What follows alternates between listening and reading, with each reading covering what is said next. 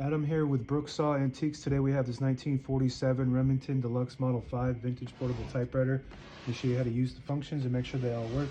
You can tell right away it's a late 40s model because it has the crinkle black finish. Before that was the glossy black. Margins are located behind the flip panel here. You just tilt them. This is your typical Remington margin set. Tilt them and move them. And you just want to make sure they're in between those two paper fingers up front. So we'll test that real quick. And you can adjust those paper fingers as well. So we're going to load a page and then set those. I think they're good on the edges. Looking good on the left and on the right.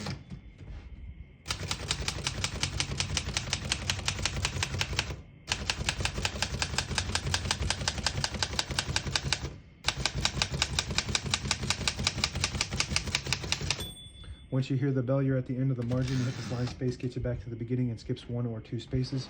Right now we have it on single, but if you want double, there's a little knob right in the inside here. You pull it out, rotate it down, and it skips 2 spaces. Pull it out and rotate it up, and it just skips 1. We're going to keep that on single and finish typing. And as you can see, all the keys type nice and none of them skip or stick. I'll type a sentence on the next line.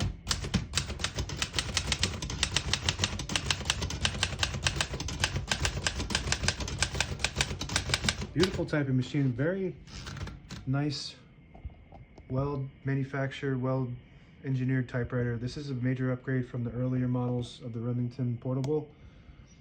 Very easy to use and reliable. To pull the page out easy, there's a switch on the right here. You flip it backwards and it unlocks the rollers underneath the platen, allowing you to pull the page out easier, load thicker paper like carbon copy or cardstock. Make sure you flip that back before you load the next page or else it won't load correctly. Shift on each side and a shift lock on the left. To clear that, hit the shift button again. Backspace on the top right, works good. Below that is the self-starter or the tab button. It just skips 5 spaces when you hit it. Right next to that is the color selector switch. Right now we have it on the blue dot all the way down. It prints the top portion of the ribbon. When you have it all the way up, it prints the bottom portion of the ribbon. So when you have a dual ribbon, you have the black on the bottom, or the black on the top and the red on the bottom. That would print red ink. If you have it in the middle, it doesn't print any ink at all. It just leaves a stencil for copying purposes. We're going to leave that down in the bottom. Touch control in the middle here. The higher you go, it goes all the way up to 5. The more tension it builds when you type.